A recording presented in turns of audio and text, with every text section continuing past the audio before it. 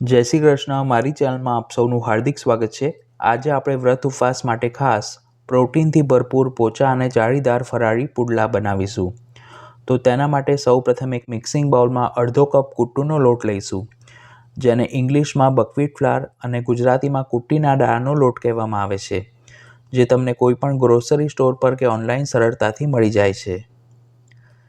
તેમાં તીખાશ માટે અડધી ચમચી આદુ મરચાંની પેસ્ટ, સ્વાદ પ્રમાણે સિંધવ મીઠું અને પુડલાને સરસ પોચા અને જાળીદાર બનાવવા માટે 2 ટેબલસ્પૂન મધ્યમ ખાટું દહીં ઉમેરી બધી સામગ્રીને સરખી રીતે મિક્સ કરી લઈશું. આદુ મરચાંના પેસ્ટના બદલે તમે મરી પાવડર અને દહીંના બદલે તમે મધ્યમ ખાટી છાશનો પણ ઉપયોગ કરી શકો છો. પછી તેમાં જરૂર મુજબ થોડું પાણી ઉમેરી અને વધુ પડતું ઘટ પણ નહીં અને બહુ પાતળું પણ નહીં તેવું મધ્યમ પાતળું ખીરું તૈયાર કરીશું. કુટ્ટુનો લોટ ગ્લુટેન ફ્રી હોય છે, એટલે એકસાથે વધારે પ્રમાણમાં પાણીનો ઉપયોગ ન કરવો. જે લોકો ડાયાબિટીસ પેશન્ટ હોય અથવા તો અસ્થમા પેશન્ટ હોય તેઓના માટે આ કુટ્ટુના લોટનું સેવન ખૂબ જ ફાયદાકારક છે. આટલું ખીરું બનાવવામાં 1/4 કપ એટલે કે 60 ml પાણીની જરૂર પડી છે. હવે પુડલાને શેકવા માટે એક નોનસ્ટિક પેનમાં બ્રશ વડે થોડું તેલ સ્પ્રેડ કરીશું અને તેને 2 મિનિટ માટે ગરમ થવા દઈશું. પેન ગરમ થાય એટલે આપણે જે ખીરું બનાવીને રાખ્યું છે તેમાંથી 2 ચમચા જેટલું ખીરું તેમાં પાથરીશું.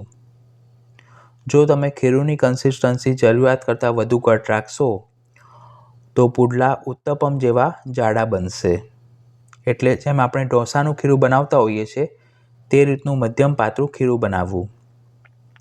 પછી સાઈડમાં જરૂર મુજબ તેલ મૂકી અને તે નીચેની બાજુથી થોડા બદામી રંગના થાય એટલે તાવેથા વડે ફેરવી અને બીજી બાજુ શેકી લેવા.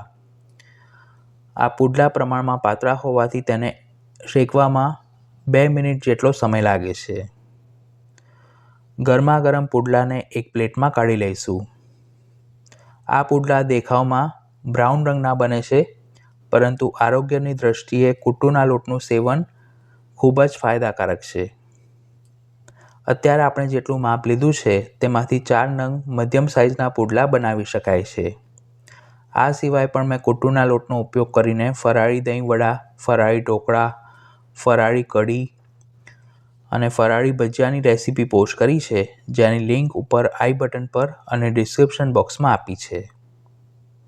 તો જોતાં જ ખાવાનું મન થઈ જાય તેવા પ્રોટીનથી ભરપૂર અને એકદમ હેલ્ધી કુટ્ટુના લોટના ફરાળી પુડલા બનીને તૈયાર છે. અત્યારે આપણે તેને ગ્રીન ચટણી સાથે સર્વ કરીશું. તમે તેને દહીં અથવા તો ફરાળી મીઠી ચટણી સાથે પણ ખાઈ શકો છો. તો વ્રત ઉપવાસમાં કંઈક હેલ્ધી ખાવાનું મન થાય તો આ રેસીપી ઘરે જરૂર ટ્રાય કરજો. વિડીયો પસંદ આવી હોય તો તેને લાઇક અને શેર કરવાનું ન ભૂલશો અને ચેનલ પર પહેલીવાર આવ્યા હો તો આવી ઉપયોગી રેસિપીઝ જોવા માટે તેને સબસ્ક્રાઇબ કરી બાજુમાં આપેલા બેલ આઇકોન પર ક્લિક કરજો. ફરી મળીશું એક નવી રેસીપી સાથે.